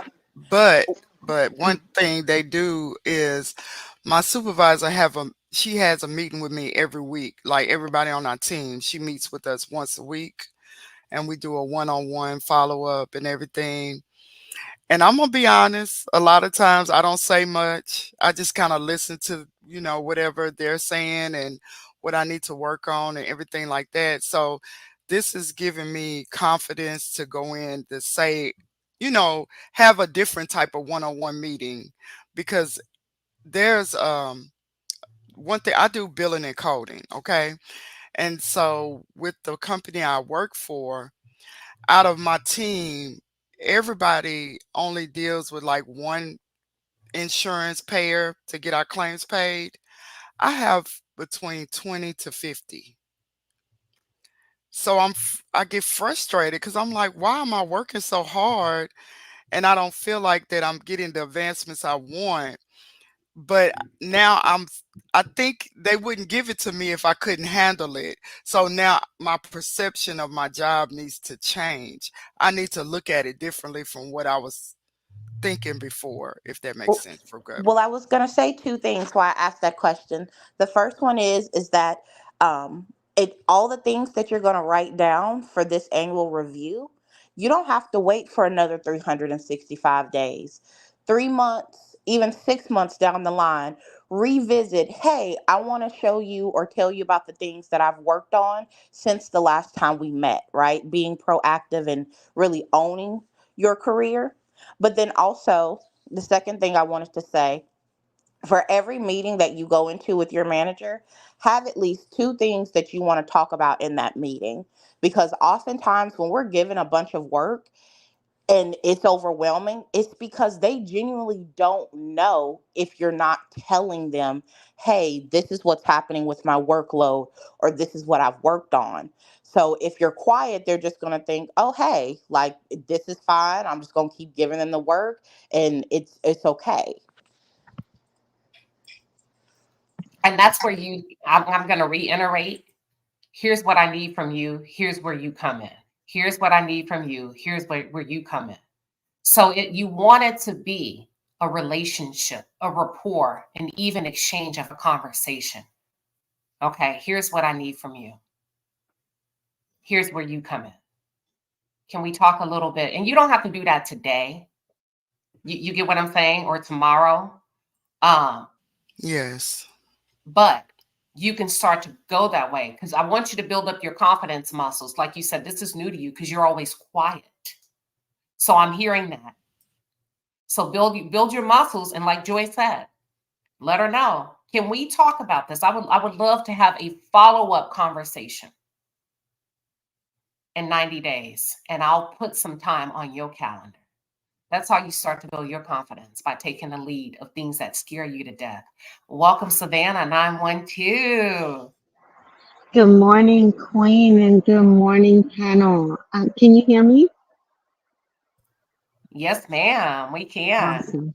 Awesome. My apologies. I was in a meeting and then I was around a lot of noise and I didn't want to call in and be disrespectful. But I did want to give some advice to the young lady that has the review in a day or two. Um, Realize that there's a difference between activity and productivity. So make sure activity is what we go in our offices and do mundane, repetitive work. But productivity is we're looking for ways to improve processes in your office or even in your everyday tasks. Find ways to make it more efficient and where you can share that with your team. It could be something as simple as embedding Excel formulas into a spreadsheet and the information is more accessible. But just find ways to be part of a development solution for your company, and get out of your comfort zone. I tell that to my employees all the time. Don't be afraid to try something new, and always be in learning mode. So stop fearing what lies ahead and find ways to just thrive in your environment. It's something. I work for the government, so I'm in the hustle and bustle of Northern Virginia, D.C. area, and we work with several programs that take young talent coming into the government, and we learn a lot from the younger generation. But we teach them that, hey, these gray hairs came from experiences and scraping our knees and being in meetings and learning from others. So one of the programs that we do here is we connect them peer to peer, or even from different generational gaps, just to kind of connect that bridge a little bit, because there's a lot that we can learn from them, but that they also can learn from us. So if there's someone in your office that can be a mentor, whether they're younger or older, find ways to connect with them. Go out to lunch, or just stay even a little longer and find ways you can work on a project together. But I just wanted to wish the caller luck, but make sure she's her strongest advocate and go in prepared always. And Thank that's you all for I your had, Queen. expertise. Thank you for your beautiful recommendations. Dee Dee, I hope that was helpful. Very helpful. And it's interesting. She said mentor, because I was just about to say that I think I need a corporate mentor because that's something that I've never had. And so I'm really not sure of all of my strengths when it comes to my job. I just know how to do my job, but I really don't when it comes to the corporate world. For whatever reason, it is a little scary for me, and I don't know exactly where I fit in. And so before getting into corporate, of course, well, basically everything is corporate, but I used to work on the hospital floor and I did patient care. So this realm of life is totally different.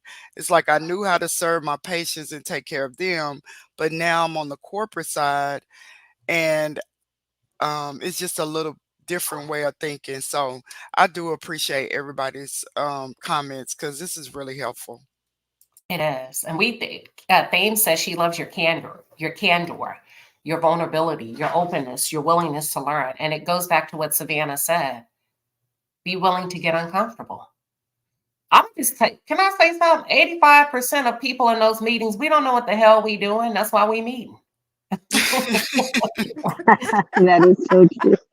Am I right, Savannah? That is absolutely true. And I'll share a quick story of myself when um, I, I was in Southern Georgia, and I was HBIC in my organization, but it wasn't corporate. It was still supporting the government, but it wasn't on the C-suite. But in an unexpected event in my life, it was a divorce, a surprise divorce. Um, Made me stand on my feet, and I packed up my car and moved because I had to reinvent myself. And when I came up to Virginia, DC area, I walked into one of the three-letter agencies, and it was a new job. And I was like, what the heck am I doing in here? I was intimidated. I was overwhelmed. I felt out of place, like I didn't belong, because everyone was in three-piece suits and looked alike to me. And I had this beautiful man who saw my anxiety, and he was a retired Air Force general. And he grabbed me by my shoulders and he said, I got you. You belong here. And he directed me where I needed to go. And I learned then that I needed to get out of my own way. It took me some time, it took me about 6 to 8 months to get comfortable, but I found some people that I can talk to. And because I'm the short Hispanic woman in a sea of blue suits who all look alike to me. and my voice was quiet, and they made sure to keep it quiet for many years until I said not anymore.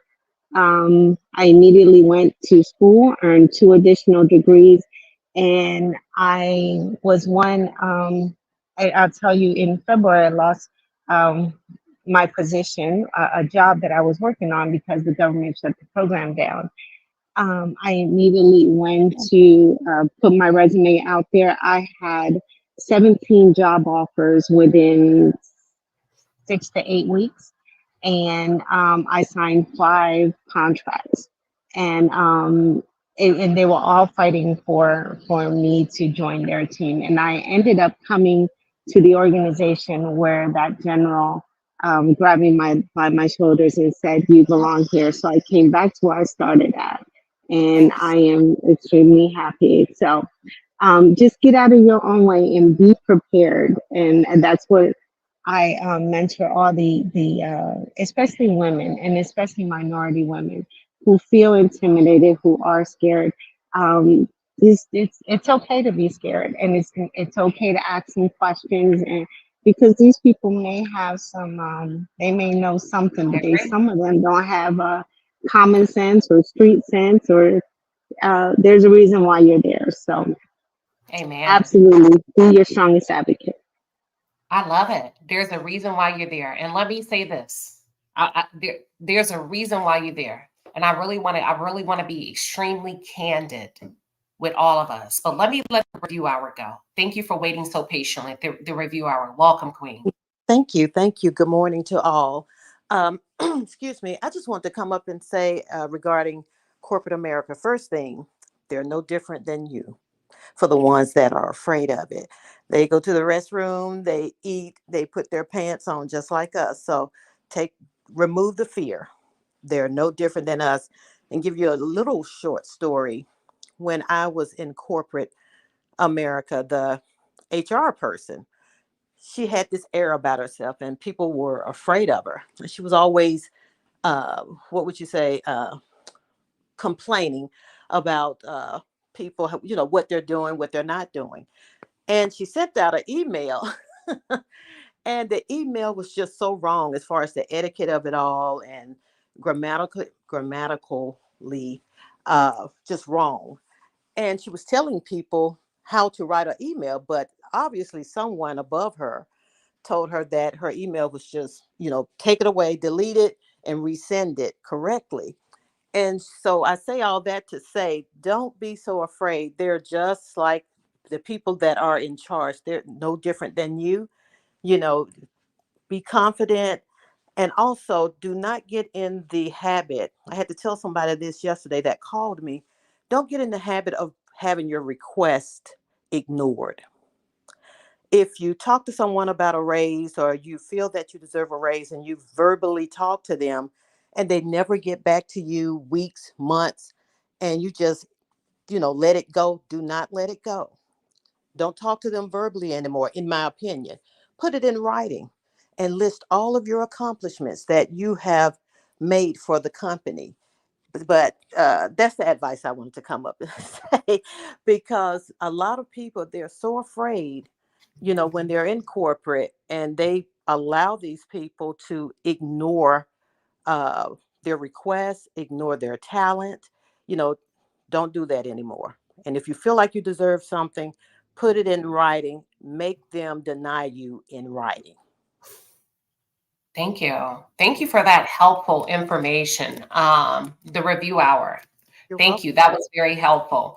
One thing I would like to say really quickly is that we've got to get out of our own head. I know we have our thoughts about corporate America and where we stand and how the system has been designed, but you also have to be willing to shape that mentality in order to move and give yourself an advantage, right? Until you see it and feel it for yourself and still be able to be mentally tough and push through.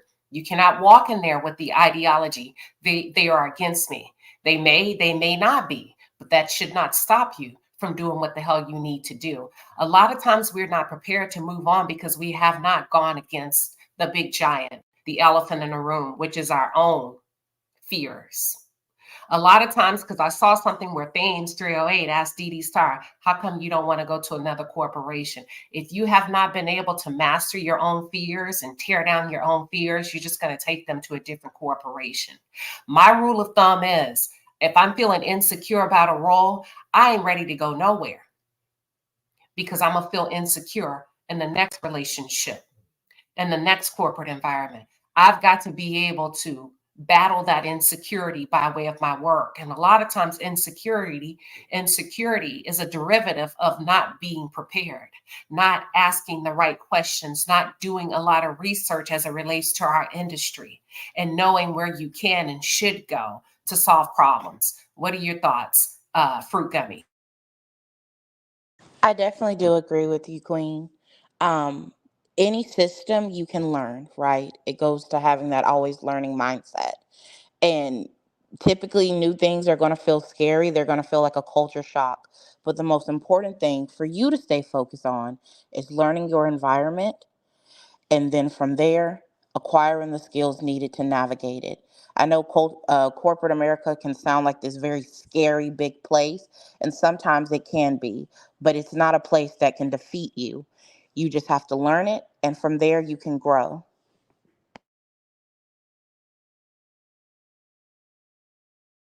I had to come off mute. What are your thoughts about that, Savannah? Self-defeating thoughts. Being able to challenge yourself, because a lot of times we are insecure, and they call it imposter syndrome, right? Not when you're asking yourself, "What the hell am I doing? Damn, I don't really." What are your thoughts around that, Savannah? And it's funny you said that because that's how I was going to lead the conversation. I struggled with imposter syndrome for many years, and I needed to learn that I wanted to be a decision maker. And I had an aha moment during my time of growth. And ever since then, I have been unapologetic of my presence in the room, and I made sure that my voice wasn't quiet, whether it was through email or text or phone calls. I wanted to make sure that I had a seat at the table in whatever I needed to do to make that happen. Because there's not many of us that are in C-suite positions, and let alone in the government. So I wanted to make sure that my voice mattered, and I had to learn to get out of my own way and be comfortable with my voice in these meetings or seminars, or because I can't. My mom always taught me to reach back and pull the next one up. So I can't pave a pathway for them if I'm not making changes. And I've had my partner had the privilege to go to Google for seminars. And it's funny because we all think of Google as this playground, Google Corporation in California as this playground. But they have the same cultural challenges that an IBM has or a Rose Corporation has. It depends, So it's unless you become part of the solution and have that mindset to be a decision maker, and it could be something as simple as formulating meetings or being part of the dress code or whatever it may be. But as long as your voice is heard, that is extremely important, especially for women and especially for minority women. Regardless of what your business setting is, make sure your voice is an opinion is always heard. Thank you. Thank you for sharing, ladies. Dee Dee Star, what are your thoughts regarding all of this beautiful feedback that you've gotten from your sisters? I feel so full right now. I feel ready. Look, and I said that was my one word this morning, was when you ask, I'm ready. I'm ready. I feel like I can do this. And it is really what we tell ourselves, And so I'm always up for a challenge. I can be honest about that. I'm not fearful in a way of trying things, but sometimes my follow through may need some work. So I'm really taking these all of these suggestions to heart. I'm gonna re-listen to this tonight more than once and really get myself together because I'm at a stage in my life now. If you would have asked me this a year ago, I wasn't ready. I really wasn't. I didn't see anything wrong with the way I was working. I'm making money. So that's just what it is. But now I feel differently. I feel like I should be a lot more in life than where I am right now. So I feel empowered. Thank you all. I really appreciate it. Even the people in the chat, I'm reading the chat too. I'm gonna take this in tonight. This is wonderful. Thank you so much. You're so welcome. Kicking it, what Courtney says, gotta log off and go to work and pay attention off YouTube. That might help my day. Amen. Amen. Listen, you know what? When the student is ready, the teacher will appear. So the fact that you're asking may mean that it's your time to shine. So I'm glad that you were open, you were vulnerable to receive, and I wish nothing but the best for you tomorrow. Thank you. Thank you. Yeah. I'm about to cry. I'm serious. I'm real emotional. I'm a softie. So I mean this because a lot of times, and not to go too far into it, but if you know me, I've talked about having those difficult years of childhood, and I've told my story a little bit, but it's a lot to it. And sometimes you don't have people pouring into you. I'm always pouring into others. I'm the biggest cheerleader for a lot of people, but a lot of times I don't get the same, thing back. So sometimes it's difficult because, as we all know, you can't pour from an empty cup. So thank you so much. Really, this really filled me up today. This is what I needed. And people are rooting for you. Side Eye Sage 7 says, yes, you are authentic. Your authenticity will get you far. I struggled with confidence when I got there initially, but you got this. Yeah, and you've got to be able to be honest with yourself as women in corporate America to say, here's where I rock. I mean, literally, I had to do over the years, I had to really get honest with myself. And I said, there were times I would say, I know why I don't like meeting with her. Not because of her personality, sharp, and she's going to ask me the hard questions, and I can't bullshit my way through that meeting. So that means I get anxiety when I meet with her because I'm not prepared, and I didn't spend enough time preparing, and she irritates me because she takes her job serious, and that means I got to go study before I get on this call and anticipate her questions and be ready to go, as opposed to saying I don't know. So really be honest with yourself, and as you begin to get honest with yourself, you become better. You become better. And I'm not talking about Dee Dee. I'm talking about all of us. You become better. Start asking yourself, why does this person trigger me like that? Oh, maybe they are sharp. And that's an area that I'm gapped in. That's an area that there's some opportunity for work for me. So how do I prepare week by week? Because that's all you can do. How do I get better in the next meeting? That's it. That's it. It's as simple as that. And you do it over and over and over again. You'll be shocked that preparing for a meeting 20 minutes out of your day makes you show up completely different with your confidence. And keep in mind about something about corporate America, and Savannah and Fruit Gummy, feel free to jump in after I say this. A lot of times it ain't about you being the smartest or the most skilled or the most experienced or the most educated. That's not what it's about. People do business with you. People hire you because they like you or they don't. That's what it That's normally comes down to. that's very true. That's very true. I've been on interviews. The person they have all of the paper credentials, but the way they for the interview, people don't want to work with people they don't like. And I'm talking about your demeanor, how you come across. Are you aggressive? Are you somebody I can collaborate and partner with? That goes a long way.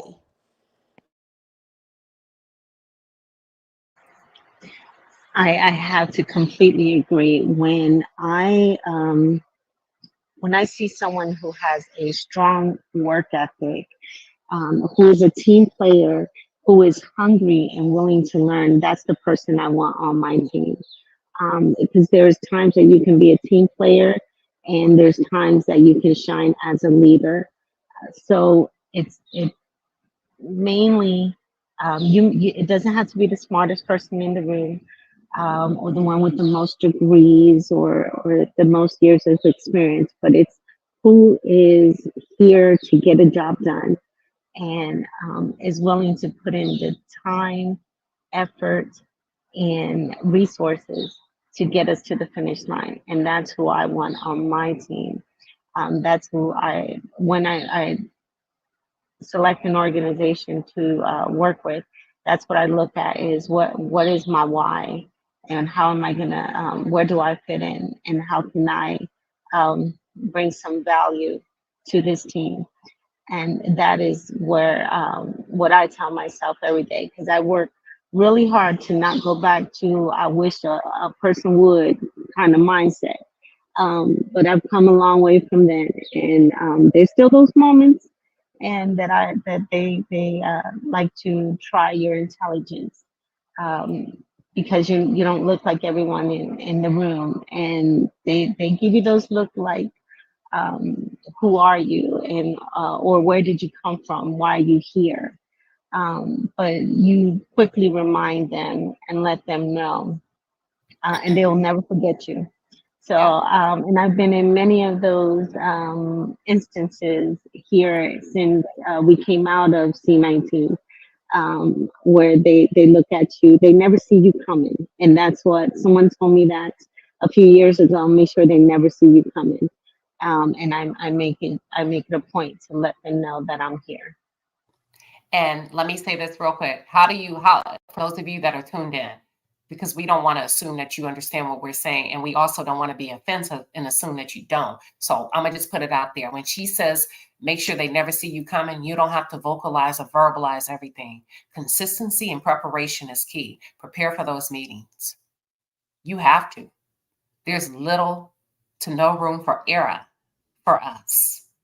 Okay, but not to a point where it's debilitating for you and it puts a lot of anxiety and stress. Prepare, because many of them don't. Remember, in corporate America, 85% of the time in the meetings, don't nobody know what the hell they're talking about. We're all just trying to figure it out. And the more they meet on the same thing, tells you they really don't know. Because in most instances, it should be no more than 3 meetings on the same topic before we're able to walk away with the solution and some action item. So prepare.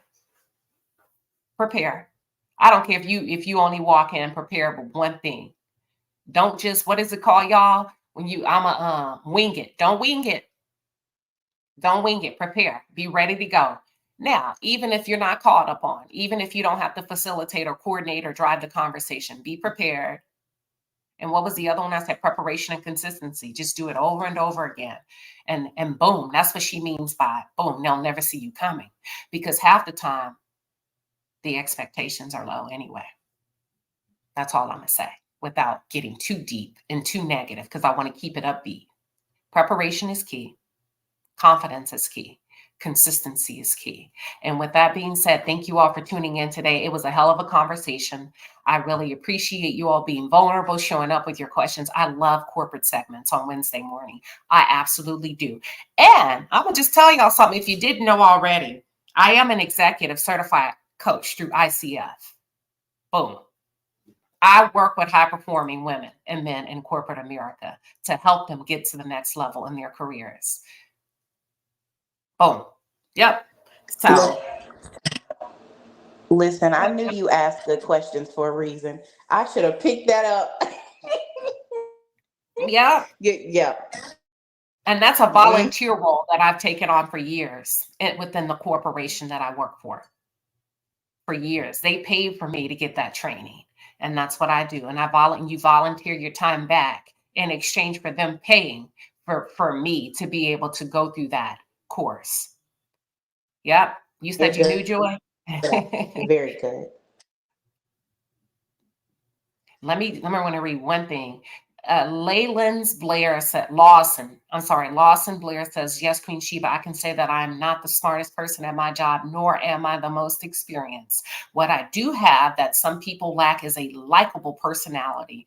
I lean into my soft skills all the time. Listen, lean into your strengths. Lean into your strengths. What you're good at, you're going to always be good at. And what you're not good at, you will not be good at.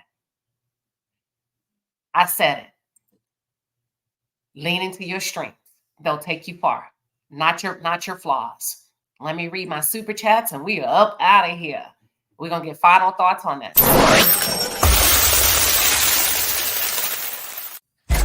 All right, Palace, the Super Chat Squad is in the building. We appreciate you, baby. The Super Chats are fire. Get in your bag. That's a lot of money. Yes, it is. Yes, it is. Side Eye Sage 7 with a 10-piece and a pepper this morning said, this was wonderful, Queen Sheba. Thank you for hosting such important conversations for us. It's my pleasure. And also thank you to the panelists that are able to come up on Wednesday mornings and assist with their level of expertise. So I appreciate that, Side Eye Sage. Simone Wealthy says, a great mentor can make a big difference. Yes, and I'll tell you something, unspoken rule with mentorship. Make sure it's a relationship. Make sure it's reciprocity in a relationship. You don't want to just take from your mentor. You also want to be able to bring something to the table. Well, what does that mean? You'll figure it out. That's an unspoken rule in corporate mentorship programs.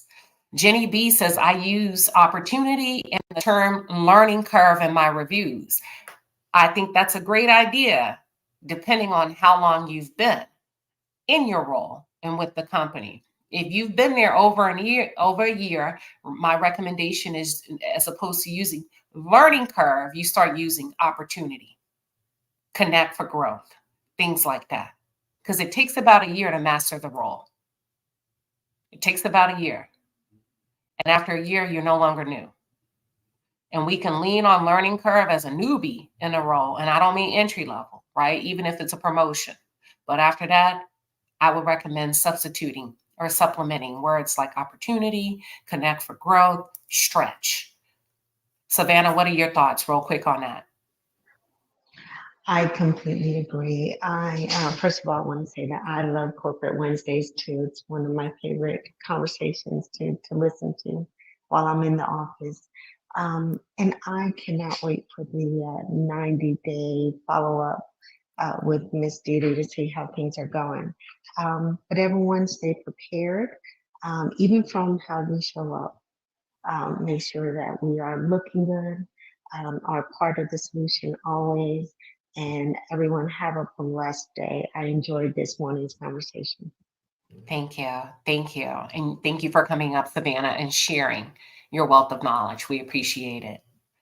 Felicia, member for 8 months. Congratulations on your 8-month membership. She says, lean into your strengths and not your faults. Listen, always, your strengths are things that have worked for you over and over and over and over and over again. Lean into your strengths. It's like a wall that's going to hold you up. Dee, what are your final thoughts on today's conversation? First of all, I want to thank everybody on the panel as well as in the chat. This has been the bomb for me. I've been wanting to come up and talk on Wednesdays to ask those questions because I know where I am in my head, but I wanted to really, get the advice. And so thank you so much for allowing me to come up and really be honest about my situation, because a lot of times we don't talk about our fears and what we want from life. So I just want to say again, thank you. I've taken so many notes. I will be listening over and over again, Queen Sheba. And I really feel ready. I really feel confident today.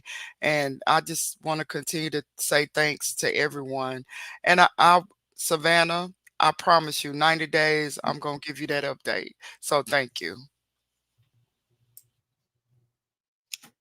All right. Well, thank you, Dee Star. And they're wishing you luck tomorrow. You got this, girl. You're already prepared for your meeting. Go in there and kill it. Go in there and kill it. That's what you do tomorrow. When she walk in, hey, say, actually, if you don't mind, I'd like to start the meeting and just kind of go over a couple of things that I have here. If it's okay with you, I want to highlight my professional goals and opportunities, my personal, and then enterprise goals or core. Yeah, enterprise or organizational, whatever word you're comfortable with. But you're going to knock this out the park. And that's what it's all about, Dee Dee. That's what it's all about. It really is. And thank you, Fruit Gummy, for coming up. I know you probably had to jump. Thank you, the Asset Noir. Thank you, Deborah Valentine, the Review Hour, and anybody else that I may have forgotten that came up today. Y'all, I absolutely love these conversations because it is always good to take others with us and pour our knowledge. It really is, because the more you let go and share what you got, the more you receive. I'm a huge believer of that. And like I said last night, today is a new day, honey. We on to something else. We winning out here. The real Steph with a 2-piece and a pepper, no caption needed. We appreciate you for your super chat. Yep. Thank you so much. Make sure you thank the moderators too, Latrice and Linda Gamble, for being here. With that being said, happy Wednesday. Y'all go and be great. You got this. And I can't wait to hear the follow-up on next week. God bless everybody. Have a wonderful day.